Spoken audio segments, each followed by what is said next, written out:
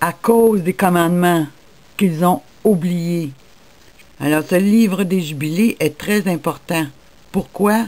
Parce que l'ennemi a tenté de le cacher à la face du monde, afin d'être capable de mettre en place un autre évangile qui ne parle que de paix, qui ne parle que de justice, qui ne parle que on n'aura pas de famine qui va arriver sur nous, qu'on n'aura pas de destruction qui va arriver sur nous, et qui nous a et qui a amené via les différents mouvements évangéliques un autre évangile pour séduire le peuple de Dieu. Autrefois, Israël était le peuple de Dieu, était le peuple choisi de Dieu. Mais à cause de ses péchés, je vous encourage à lire le livre des Jubilés. C'est un livre extraordinaire. Dieu lui a. Ça, c'est un livre qui a été enlevé des Bibles. Dieu, dans sa grâce, lui donne encore la chance de se repentir. Que cet homme, sous cette nouvelle alliance, ne veut pas qu'on sache. Mais la nouvelle alliance a aussi ouvert le chemin. Ne veut pas que vous connaissiez le plan de Dieu. Non pas seulement le peuple juif. La seule manière qu'il a choisi, qui fait qu'aujourd'hui le vrai peuple de Dieu. Alors je vous encourage à lire qui suit le livre de le Messie d'Israël. Les informations que je vous donne, ils viennent du chapitre 23 et non pas juste le peuple juif. Puis ça, la Bible nous le confirme. Mais de cacher des documents, de cacher des livres et de réécrire l'histoire. Nos écoles, nos églises ont surtout servi à ça, pour amener le peuple dans une autre direction. Présentement, il y a des milliers de manifestations dans le monde, pour toutes sortes de raisons. Les gens, là, chacun se bat pour sa petite cause. Mais ça, mes amis, ce sont tous des pièges de l'ennemi. Tout ce que Dieu attend de nous, c'est de retourner à lui. La majorité de ces églises qui se mobilisent aujourd'hui sont tellement libérales. Puisque les gens ne se rendent pas compte, c'est que la majorité des églises sont soumises à leur gouvernement. Ce sont des agences gouvernementales. Ce ne sont pas les églises de Jésus-Christ. Ce sont des églises qui sont obligées de mettre en place l'agenda qui a été décidé par cette grande église de Rome qui contrôle les gouvernements et les différentes organisations humanitaires. Puis aujourd'hui, un pasteur qui veut prêcher selon la parole de Dieu, il va voir son église se faire fermer. Il va voir son église se faire brûler. Les pasteurs fidèles vont voir leur ministère être dévasté par le camp ennemi qui va infiltrer l'église et qui va l'amener là où Rome la veut. C'est pour ça que c'est tellement important de faire une recherche sur ceux qui dirigent vos églises, sur ceux qui dirigent tous ces grands mouvements, puis de voir pour qui ils travaillent, à qui ils sont vraiment soumis. La séduction, mes amis, là, quand la Bible elle parle qu'à la fin des temps, la séduction va être grande, je peux vous dire qu'elle est très grande. Puis que des alertes, j'arrête pas d'en mettre ces derniers temps.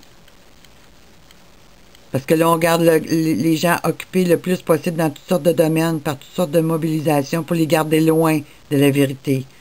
L'ennemi a lancé sa grande attaque, puis il ne faut pas que les gens s'en rendent compte. Alors, il faut faire des belles réunions, il faut faire des grandes mobilisations, puis les amener dans un autre chemin, afin de les garder voilés complètement. Mais le livre de Jubilé, c'est pas de ça qu'il nous parle. Il ne nous parle pas d'aller faire des grandes mobilisations. Dieu va protéger son peuple fidèle qui ne s'est pas laissé souiller. Alors regardons dans Ésaïe. Puis vous allez voir que c'est exactement le même jugement que Dieu a envoyé sur son peuple que qu'est-ce qu'il va envoyer dans ces temps de la fin. Oui, l'Éternel va dévaster la terre. Il va la ravager, en bouleverser la surface. Il en dispersera les habitants. Un même sort atteint le prêtre et le commun du peuple. Le maître et son esclave, la dame et sa servante, vendeurs et acheteurs, emprunteurs et prêteurs, débiteurs, créanciers. La terre sera dévastée totalement, pillée de fond en comble, car l'Éternel lui-même a prononcé cette sentence.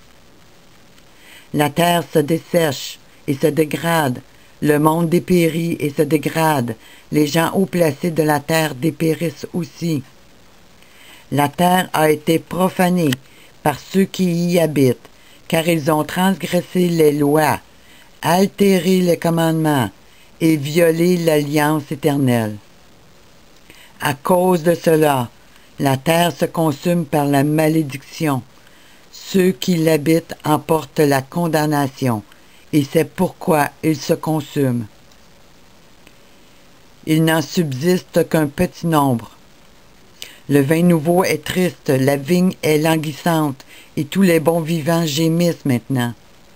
On n'entend plus le son des joyeux tambourins, le bruit tumultueux des gens en liesse a disparu, et la musique allègre de la lyre a cessé. Elle s'est effondrée, la cité du néant.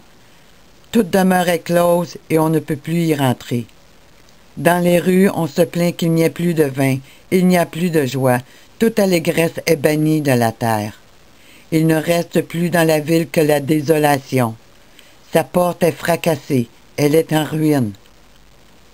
Il en sera de même sur terre, parmi les peuples, comme au goulag des olives ou comme au grappillage des raisins, quand la vendange est terminée. Alors, c'est exactement le même jugement. Puis si vous regardez sous cette grande statue de Nebuchadnezzar, les différents royaumes, ben dans la Bible, vous allez retrouver le même jugement.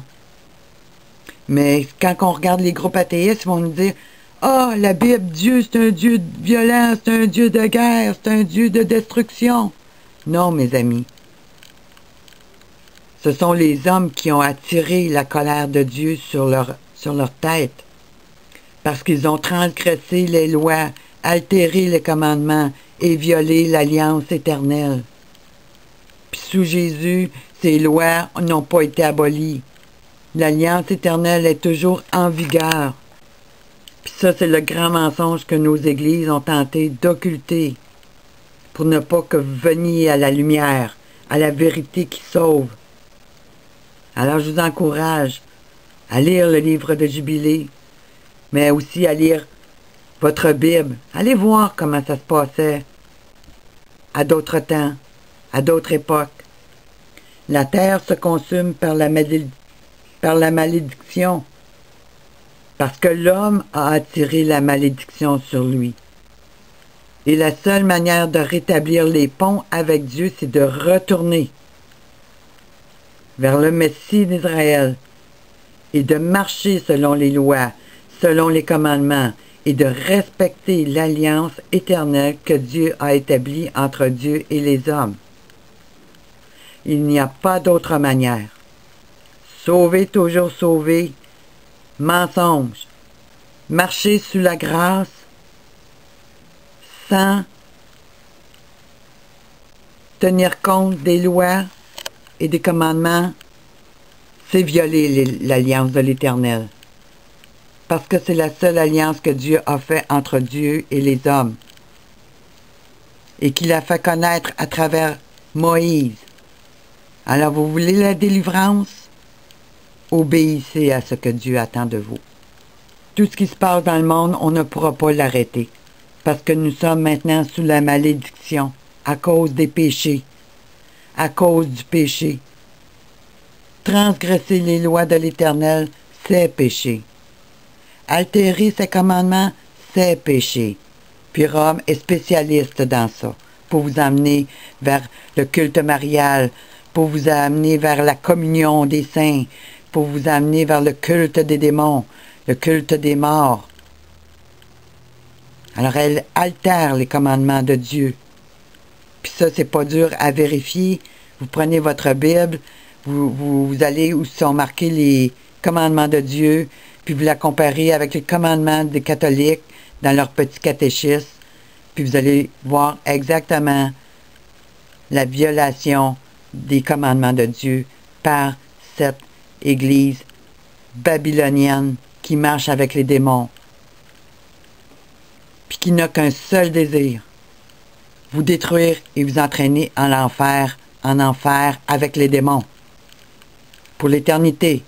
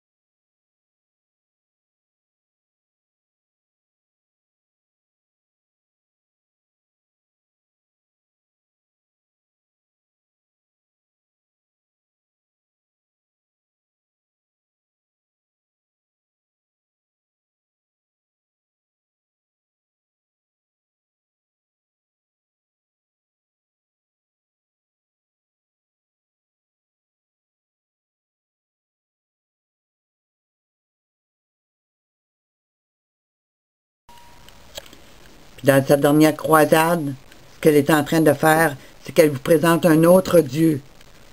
Un Dieu qui vient des ténèbres. Cette évangélisation 2000 qui a pris place au mois d'octobre. C'est un acte de guerre contre les nations. Et non pas un plan de paix comme elle tente de nous le faire croire. Cette nouvelle évangélisation qu'on met en place, elle va toucher tous les domaines de la vie. Sous ce faux Dieu qu'elle vous présente comme étant un Jésus de paix. Et elle va obliger tous les habitants de la terre à suivre cet homme. Alors si vous ne venez pas au vrai Messie d'Israël, le seul Sauveur, le seul Seigneur, celui qui est la vérité, celui qui est la vraie justice en ce monde, ben mes amis, vous allez mourir comme ces milliers qui sont morts depuis que ce printemps arabe est commencé. Puis vous allez finir en enfer pour l'éternité, là où il n'y a plus de retour possible, et vous devrez attendre le jugement de Dieu pour la seconde mort, où vous allez vous faire confirmer par Dieu lui-même, par Jésus-Christ lui-même, que vous allez être obligé de vivre dans ces ténèbres pour l'éternité. Pour l'éternité, mes amis. Qu'il va être trop tard pour vous repentir. Alors, peuple musulman, chrétiens de toutes les religions, chrétiens du mouvement évangélique, qui marchez tous dans ce grand mensonge, courbez vos têtes et implorez la grâce du Seigneur, implorez son pardon. Venez à lui, repentez-vous et marchez selon l'alliance éternelle, la seule qui soit valable, qu'il a établie entre lui et les hommes. Ne tardez pas. De grands événements viennent sur le monde, qui va faire basculer ce monde à un tel point que vous ne pouvez même pas l'imaginer. Jésus a dit, je ne donne ma gloire à personne, à aucun autre. Mais il veut vous faire partager tout ce qu'il a préparé pour chacun de vous dans ce nouveau monde qu'il a préparé, mis en place lorsque son jugement sur cette terre sera terminé. Mais c'est maintenant qu'il vous faut choisir. Alors ne tardez pas. La croisade avance et ces milliers de personnes qui sont mobilisées contre nous, eux aussi devront faire face au jugement de l'Éternel un jour. Alors c'est un appel à cette unité mondiale, mais sous le flambeau de Jésus-Christ.